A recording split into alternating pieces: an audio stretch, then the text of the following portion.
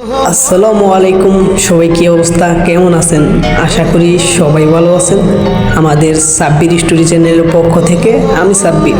আমাদের সাব্বির স্টোরি চ্যানেলে সকল রকমের রোমান্টিক গল্প দেখতে এবং শুনতে চাইলে চ্যানেলটাকে সাবস্ক্রাইব করে আমাদের পরিবারের একজন হয়ে পাশে থাকুন। Thank you. অন্তর কাঁপানো একটা প্রেমের গল্প। কাঁদবেন না প্লিজ। একটা ছেলে একটা মেয়েকে অনেক ভালোবাসত। একদিন মেয়েটা ছেলেটাকে ছেড়ে চলে যায়। কিছুদিন পর দেখা যায় মেয়েটা অন্য একটা ছেলের সঙ্গে রিক্সায় ঘুরে বেড়াচ্ছে। অন্ধকার রায়ান ক্ষিপ্ত হয়ে রিয়ার বাসায় যায়। গিয়ে সজোরে একটা থাপ্পড় মারে রিয়াকে আর বলতে থাকে, তুই এত খারাপ আগে জানতাম না। জানলে তোর মতন একটা নর্তকী নারীর সাথে প্রেম করতাম না। তুই একটা নষ্টা মেয়ে। ইত্যাদি বলে গালিগালাজ করে, কিন্তু রিয়া কোনো রেসপন্স দেয় না। অপরাধীর মতো মুখ বুজে সহ্য করে নেয়।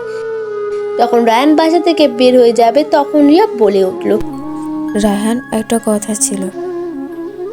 তুই আর কি বলবি? তোর আর কি বলার আছে? কিছু না, তবে একটা অনুরোধ। কি? তাড়াতাড়ি বল। তুমি অন্য কাউকে বিয়ে করে সুখী হও, আর পারলে আমাকে ভুলে যেও।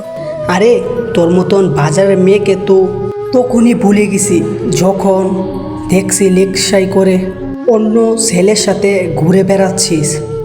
কথাটি বলেই রায়ান চলে গেল। আর রিয়া বিছানায় শুয়ে কাঁদছে আর বলছে, হে আল্লাহ, তুমি কেন আমায় এত কষ্ট দিচ্ছ? আমাকে তাড়াতাড়ি নিয়ে যাও। কিন্তু কিছুক্ষণ পর রিয়া ভাবছে, না, সব কিছু ঠিক আছে। আমি না হয় একটু কষ্ট পেলাম, কিন্তু আমার রায়হান তো সুখী হবে, এটাই আমার কাছে বড় পাওয়া। তার এক সপ্তাহ পর রিয়ার সামনে রায়ান বিয়ের কার্ড নিয়ে উপস্থিত। রিয়া, আমি আগামী শুক্রবার বিয়ে করতে যাচ্ছি। প্রথম দাওয়াতটা তোমাকে দিলাম, আসবে তো? এসো। বলেই রায়ান চলে গেল। তৎক্ষণাৎ রিয়ার চোখ থেকে দুফোঁটা পানি গড়িয়ে পড়ল কাঠের উপর। রিয়া উপরের দিকে তাকিয়ে বলছে, হে আল্লাহ, আমি আর পারছি না। আমি নিজের চোখে রায়হানের বিয়ে দেখতে পারবো না।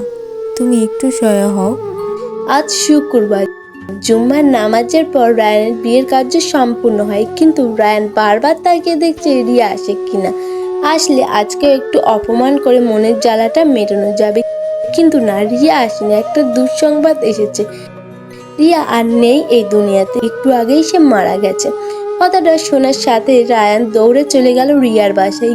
গিয়ে দেখে তার রিয়া ঘুমিয়ে আছে, চিরজীবনের মতো ঘুমিয়ে আছে। রায়ান কাঁদতে পারছে না, শুধু অবাক হয়ে রিয়ার মুখের দিকে তাকিয়ে আছে। আর স্মৃতির পটে ভেসে আসছে পূর্বের ঘুমসুটি। এমন সময় রায়ানের ঘোর ভেঙে একটা ছেলে বলে উঠল, ভাইয়া। ছেলেটাকে দেখে রায়ান চিনতে একটুও ভুল হলো না। এটাই সেই ছেলে রিয়ার সাথে একসঙ্গে রিকশায় ঘুরতে দেখেছিল। ছেলেটা রায়ানের কাঁধে হাত রেখে বলতেছে, ভাইয়া, আপনাকে এই চিঠিটা দিতে বলেছিল রিয়া আপু, পারলে একটু পরে নিয়েন। তৎক্ষণাৎ চিঠিটা উল্টিয়ে পড়তে লাগলো আবির। জানি তুমি অবাক হবে, কারণ যে ছেলেটা তোমাকে চিঠি দিল সে আমার ছোট ভাই রাফি। ও আমার মামাতো ভাই। কি করব বলো? আমি তো জানতাম না যে আমার শরীরে মরণ ব্যাধি ক্যান্সার আছে। জানলে কখনো তোমার সাথে প্রেম করতাম না। যখন জানলাম আমি ক্যান্সারের রোগী, তখন আমার পায়ের নিচে থেকে মাটি সরে গিয়েছিল। সিদ্ধান্ত নিলাম তোমার থেকে দূরে সরে যাব, না হলে তো তুমি সুখী হতে পারবে না।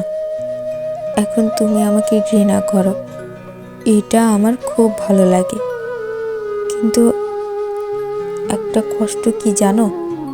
যখন তুমি আমাকে নষ্টা নর্তকী বাজারের মেয়ে বলেছিলে, তখন সত্যি খুব খারাপ লাগছিল আমার। আমি কি আসলে এমন? যাই হোক, আজকে প্রশ্নবিদ্ধ করতে চাই না তোমাকে। শুধু একটাই অনুরোধ, আমাকে যদি একটুও ভালোবেসে থাকো তাহলে সেই ভালোবাসার কসম তুমি বিয়ে করে সুখে সংসার করো। আমি সবসময় তোমাকে সুখে দেখতে চাই, আর এটাই আমার তোমার কাছে শেষ চাওয়া। গল্পটি যদি ভালো লাগে তাহলে কমেন্ট করবেন।